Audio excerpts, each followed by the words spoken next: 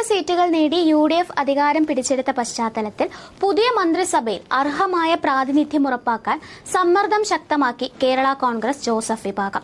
2 സുപ്രധാന വകുപ്പുകൾ കൈകാര്യം ചെയ്യുന്ന മന്ത്രിസ്ഥാനങ്ങളും ഒപ്പം ചീഫ് വിപ്പ് പദവിയുമാണ് പാർട്ടി ഔദ്യോഗികമായി മുന്നണിയിൽ ആവശ്യപ്പെട്ടിരിക്കുന്നത്.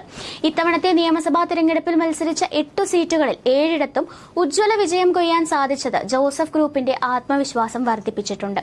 സീറ്റ് വിഭജന വേളയിൽ ഉണ്ടായ പ്രത്യേക ധാരണ പ്രകാരം ഈയൊരു ടേമിലേക്ക് മാത്രമായി കേരള കോൺഗ്രസിന് വിട്ടുകൊടുത്ത ഏറ്റുമാനൂർ, ഇടുക്കി മണ്ഡലങ്ങളിലെ വിജയം പാർട്ടിയുടെ കരുത്തു തെളിയിക്കുന്നതായിരുന്നു. ഇടുക്കിയിൽ റോയ് കെ പൌലോസും ഏറ്റുമാനൂരിൽ നാട്ടകം സുരേഷും കൈപ്പത്തി ചിഹ്നത്തിൽ മത്സരിച്ച് മികച്ച ഭൂരിപക്ഷമാണ് നേടിയത്.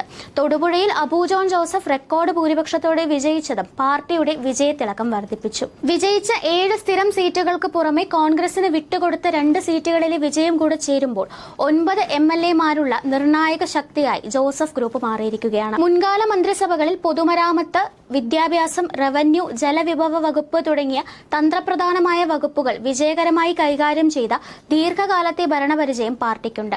2011 ഉമ്മൻചാണ്ടി മന്ത്രിസഭയിൽ 2 മന്ത്രിസ്ഥാനവും ഒരു ചീഫ് വിപ്പ് പദവിയും കേരള കോൺഗ്രസ് വിഭാഗത്തിന്റെ അന്നത്തെ പ്രാതിനിധ്യം വിളിച്ചോതുന്നതാണ്. ഈ പാരമ്പര്യവും നിലവിലെ അംഗബലവും മുൻനിർത്തിയാണ് 2 മന്ത്രിസ്ഥാനങ്ങൾ എന്ന ആവശ്യത്തിൽ പാർട്ടി ഉറച്ചു നിൽക്കുന്നത്. വികസന പ്രവർത്തനങ്ങളിലും ഭരണപരമായ കാര്യങ്ങളിലും തങ്ങൾക്കുള്ള മികവ് പുതിയ സർക്കാരിൽ പ്രതിഫലിക്കണമെന്നും അതിനായി അർഹമുള്ള പ്രാതിനിധ്യം നൽകണമെന്നും PJ ജോസഫിന്റെ നേതൃത്വത്തിലുള്ള പാർട്ടി നേതൃത്വം UDF നേതൃത്വത്തെ അറിയിച്ചു കഴിഞ്ഞു. ഭരണപരിചയമുള്ള നേതാക്കളെ ഉൾപ്പെടുത്തി മന്ത്രിസഭയെ കൂടുതൽ കരുത്തുറ്റതാക്കാൻ തങ്ങൾക്ക് സാധിക്കുമെന്ന ഉറച്ച നിലപാടിലാണ് Joseph group. News desk, India mirror.